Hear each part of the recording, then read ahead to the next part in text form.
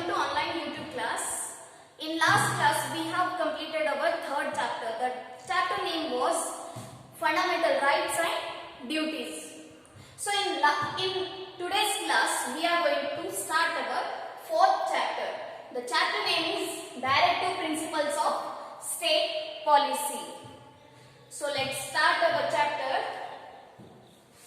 I'll start from the introduction.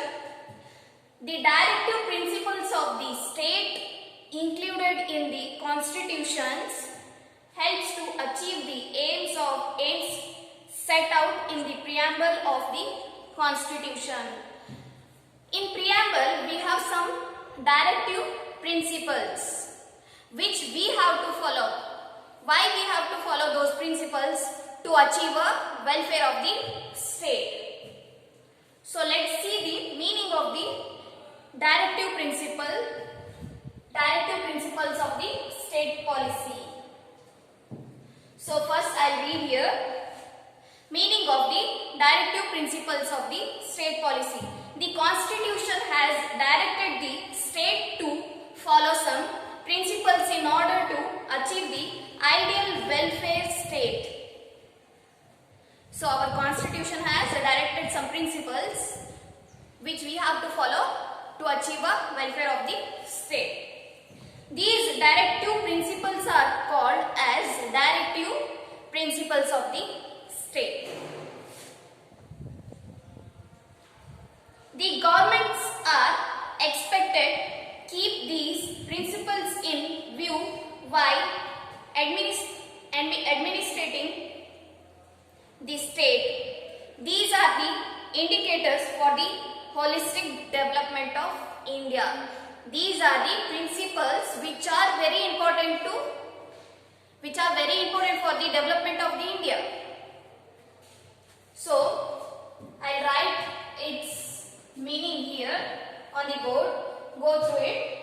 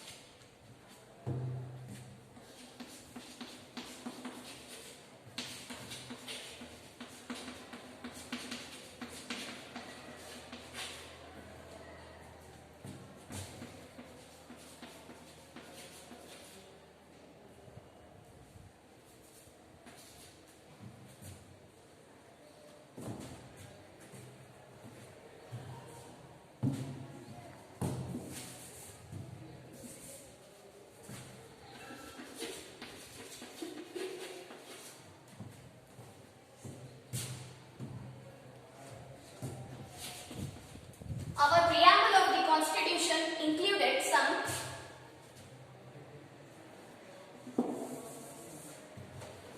directive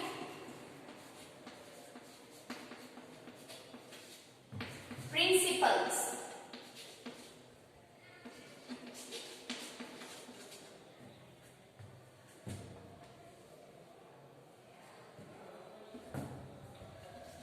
which we should follow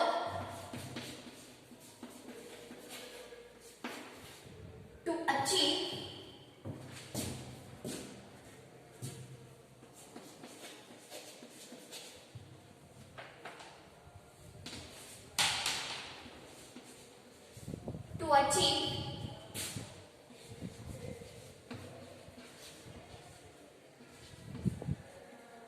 the ideal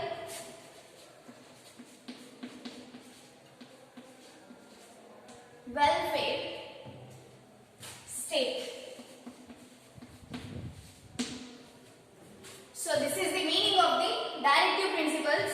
Our preamble of the constitution included some directive principles which we should follow to achieve the ideal welfare state.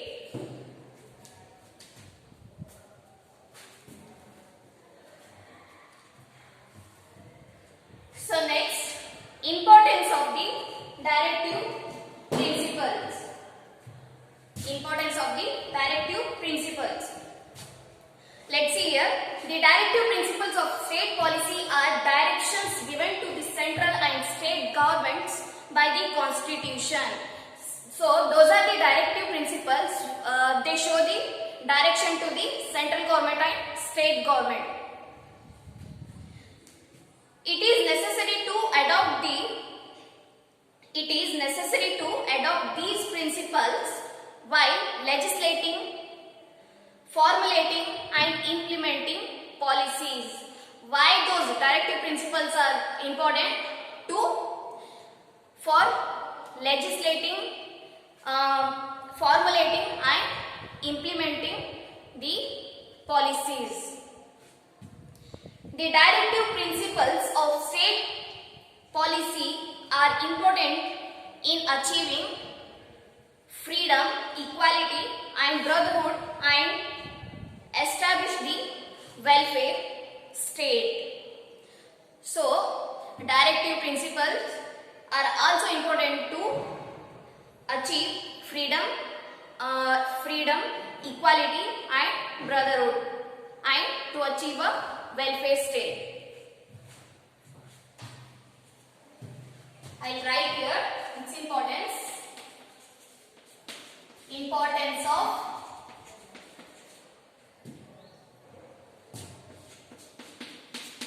of the directive principles.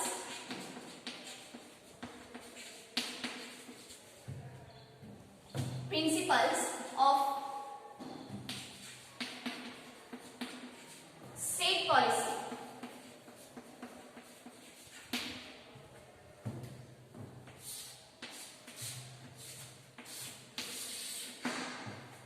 I'll write in points here. First point,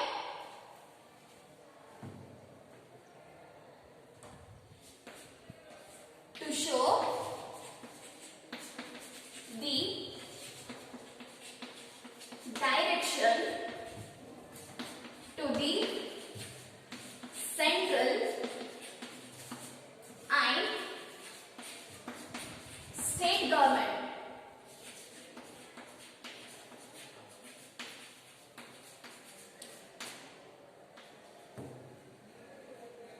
Clear? To show the direction to the central and state government. Second point,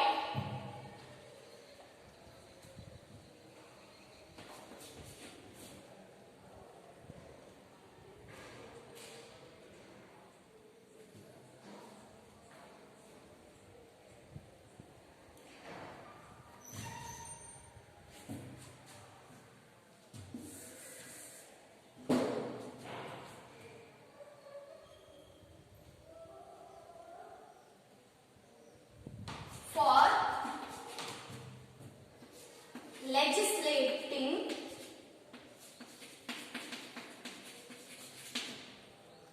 legislating,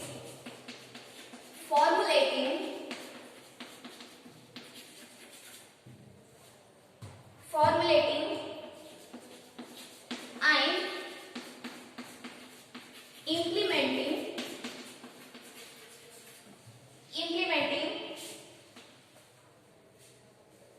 policies.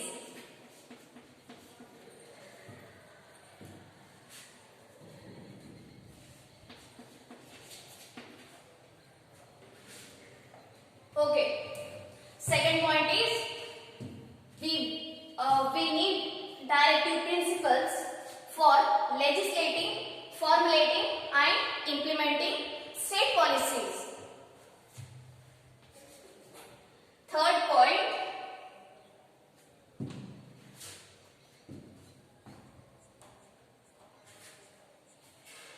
to achieve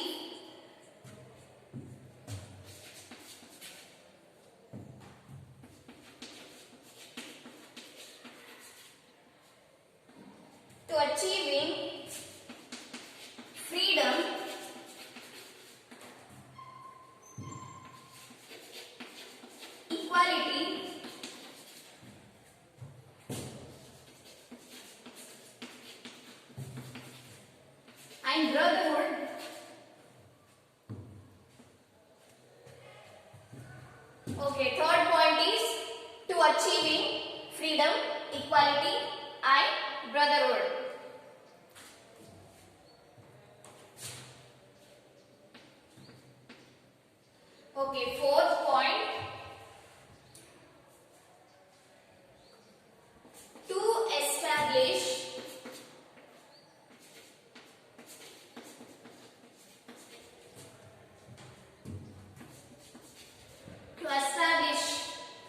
the welfare state. Fourth point is to establish the welfare state. So these are the importance of directive principles of the state policy. I'll read once again. First point, to show the direction to the central and state government. Second point, for legislating, formulating and implementing policies. Third point, to achieving freedom, equality and brotherhood. So last fourth point is to establish the welfare state. So these are the importance of the directive principles of the state policy. So next topic is directive principles of the state policy included in the constitution are as follows. They have given some points here which are included in the constitution. These are the directive principles. So first point what they have given is social justice. I'll write on the board.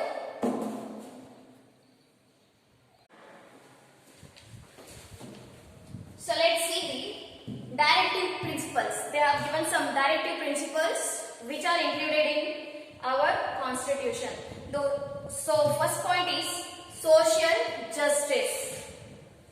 To achieve the public welfare by providing social, economic and political justice to the citizens. So in order to achieve state welfare, we should get a social justice, economic justice and political justice.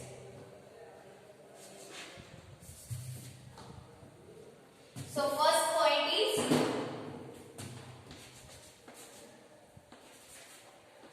social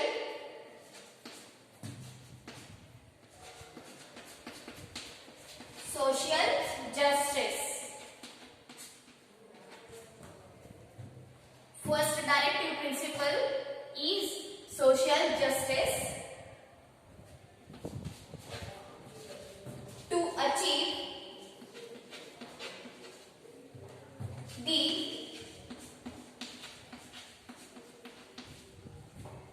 public welfare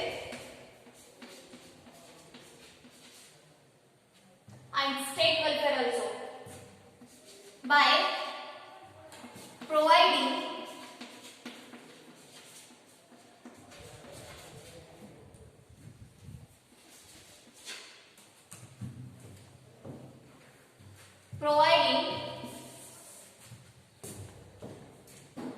I'll write here, providing social, economic and political justice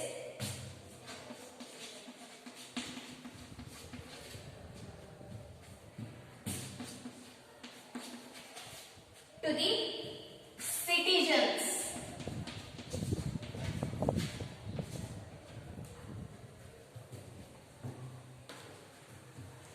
So according to the preamble, we all are equal. We have all rights. We have all freedom rights.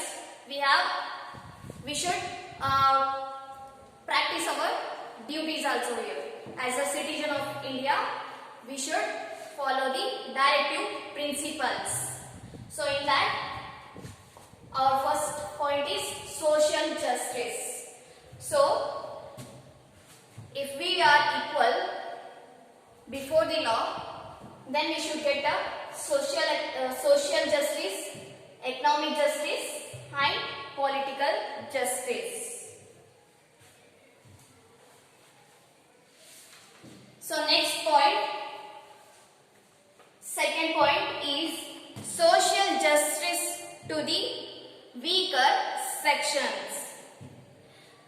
It is intended to provide basic needs to the weaker sections, to find remedy against the economic exploitation, providing education, extending free legal aid to them. So, second point is social justice to the weaker section. So, weaker section, the people of weaker section should get all the rights such as political right, social right, economic right. Correct? They should get a remedy against economic exploitation. They should get a remedy against exploitation. They should be protected from the exploitation. Providing, they should get a proper education. They should get proper education. So I'll write here, second point is social justice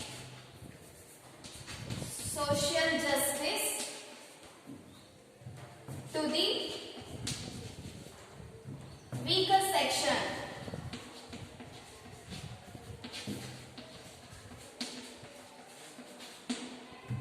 Social justice to the weaker section.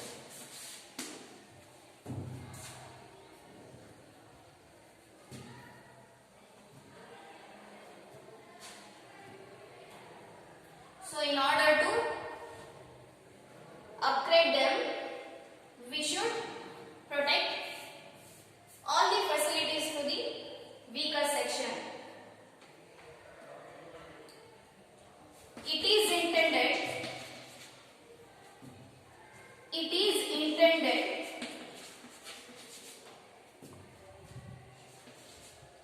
to provide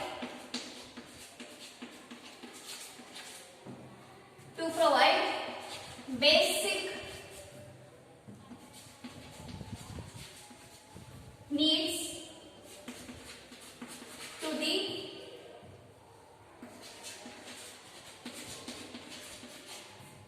weaker sections.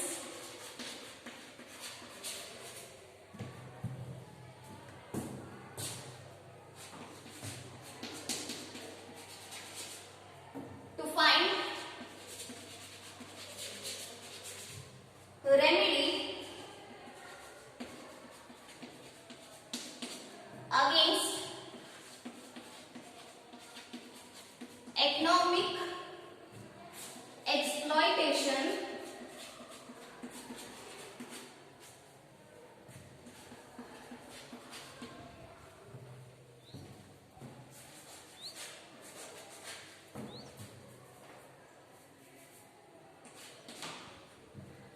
So in order to face the economic exploitation, we should make them strong. We should give them protection. Next,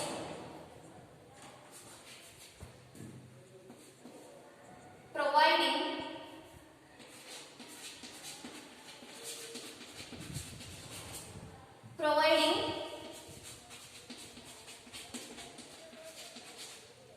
education,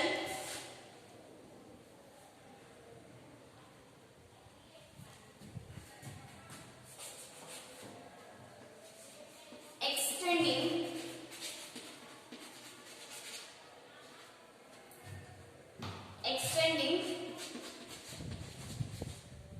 free legal aid to them.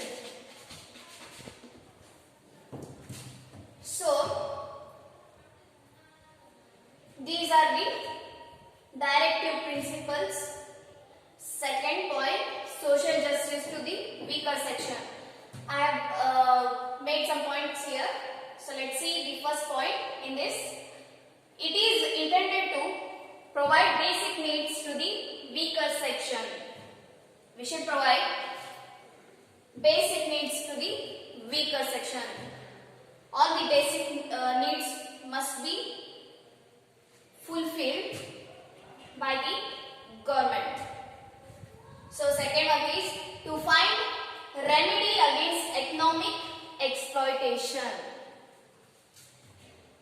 So we should help them to find remedy against the exploitation, economic exploitation. We should make them strong to face such economic exploitation. We should provide protection. So third point is providing education. They must be given free education. They must be given free education to uplift them. Clear? Next is extending free legal aid to them. If they face any exploitation, they can easily case on them. They can put easily case on them. So such facility should be given to them. So free legal, we should provide a free legal aid to them. So these are the points in second directive principle. Third one is women and child welfare. Women and child welfare. Equal wages to both men and women for the same work. Maternity benefit to the woman. Prevention of exploitation of children. Facility for children to grow healthily in addition to providing free and compulsory education. So next point I'll write on the board.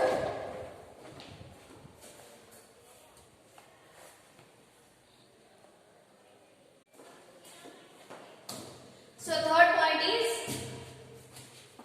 women and child welfare.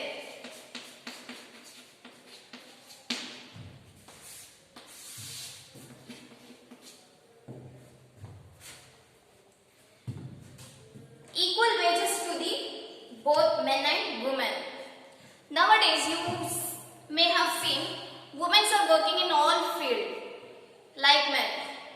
They are working in hospitals, they are working in railways, they are working in companies, they are working in schools.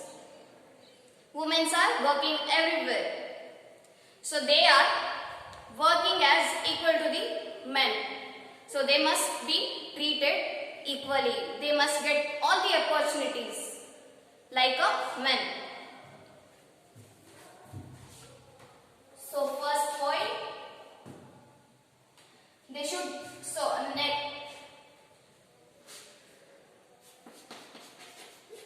they should get a equal salary or wages. Equal wages to both men and women. So they must give equal, they must get equal wages in every work, for every work. Next point is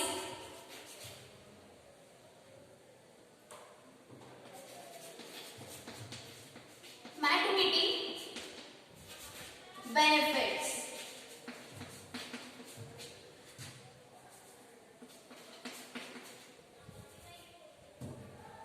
To the two women. So at the time of pregnancy of the woman, they should get the maternity benefits. They should get the leave in their if they are working, they should get the leave. Okay.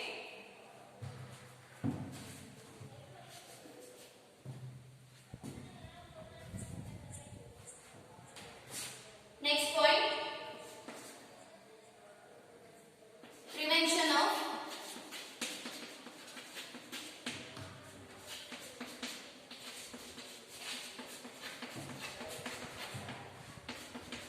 exploitation of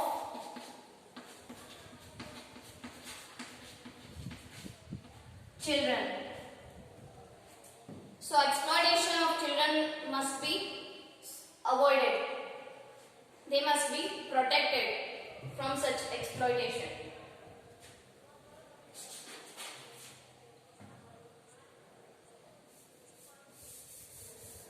For this purpose, the government have banned the child labor.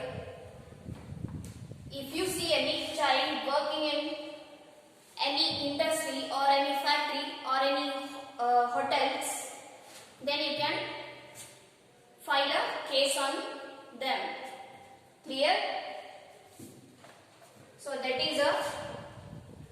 is a crime. You cannot take stand against them, against that owner.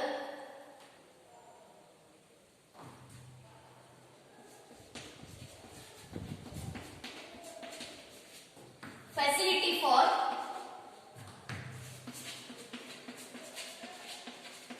children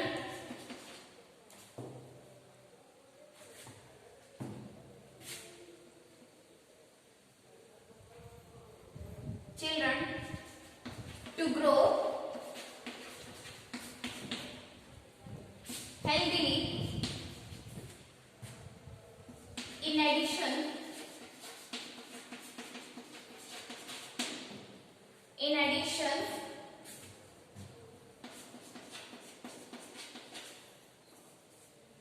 to providing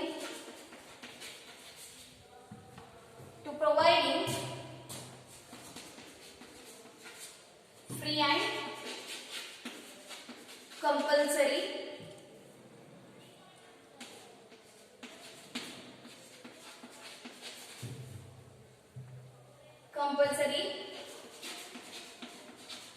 education.